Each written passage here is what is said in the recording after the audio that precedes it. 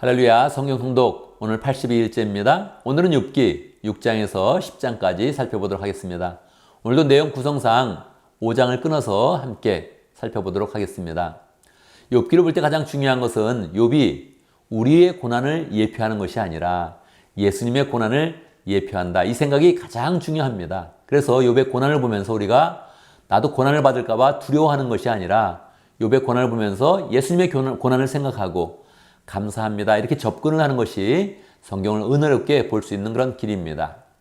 6장에서 10장까지의 그런 그 내용은 6장에서 7장이 엘리바스에 대한 그런 욥의 답변이 나옵니다. 그리고 다시 8장에서 두 번째 사람 빌닷이 욥을 공격하는 거죠. 처음의 의도는 충고해준다 이렇게 시작을 하는데 점점점 욥에 대해서 공격하는 그런 톤으로 진행이 되고 있습니다.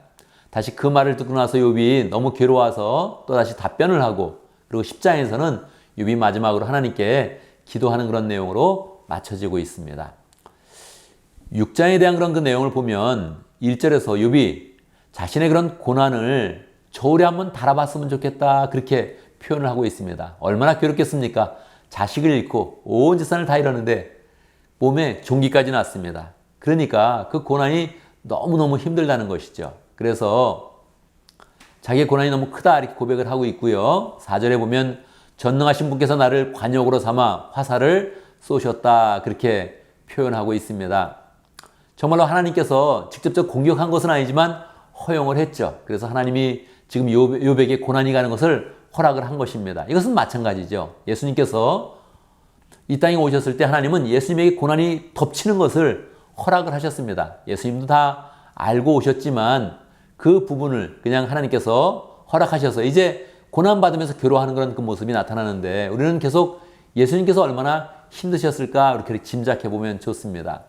재미있는 표현은 6절에 보면 달걀 흰자위를 무슨 맛으로 먹겠느냐. 그래서 고난받은 상황에서 자기가 이렇게 이야기할 수밖에 없는 그런 상황을 이야기해 주는데 여러분 어떻습니까? 달걀 흰자위를 좋아합니까? 노란자위를 좋아합니까? 사람마다 다른데 저는 흰자위 좋아하거든요. 욥은 흰자위를 줄 때 못 먹는다 하면서 그 논리를 펴가고 있습니다. 이런 구절이 성경에 있구나 하는 거 생각해 보면 좋겠고요. 24절에 보면 내 잘못이 무엇인지 말해보아라 하면서 그렇게 자신을 변론합니다. 계속 자기의 잘못이 있다고 그러니까 내 잘못이 무엇인지 말해봐라 그렇게 이야기하죠.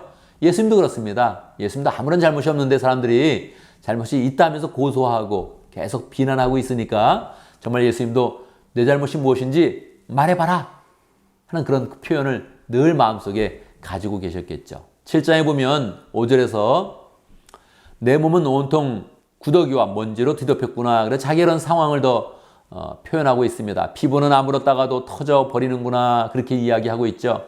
욥이 계속 고난을 한탄할 때마다 우리는 십자가의 그 고난을 생각해보고 예수님에게는 사실은 이 땅에 오신 것 그 자체가 큰 고난이거든요. 왜냐하면 전능하신 하나님, 모든 것을 말씀으로 창조할 수 있는 그런 하나님이 이 땅 가운데 오셔서 사람의 몸을 입고 계속 거기에 제한을 받으시니까 그 자체가 답답한 그런 상황이거든요. 그래서 메시아가 아니라 또 사람들이 거기서 막 공격을 하니까 그 답답함에 그런 그 마음이 컸는데 이러한 답답함을 자꾸 욥이 다 표현해주고 있다 이렇게 생각을 해보면 좋겠습니다. 8장에 보면 수아 사람 빌닷이 다시 한번 이제 욥에 대해서 공격하는 그런 그 내용이 나옵니다. 3절 너는 하나님의 심판을 잘못한다고 생각하느냐? 무엇입니까? 욥이 반한 그런 재앙이 다 하나님의 심판이라는 것입니다.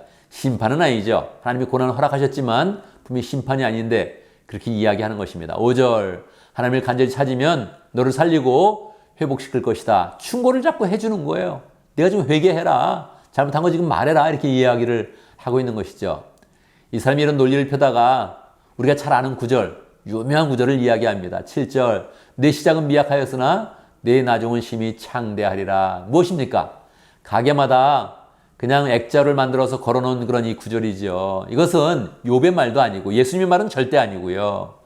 수아 사람 빌닷이 욥을 공격할 때 쓴 말입니다. 그래서 좋은 말이 아닌데 사람은 이렇게 말씀을 받는 것입니다.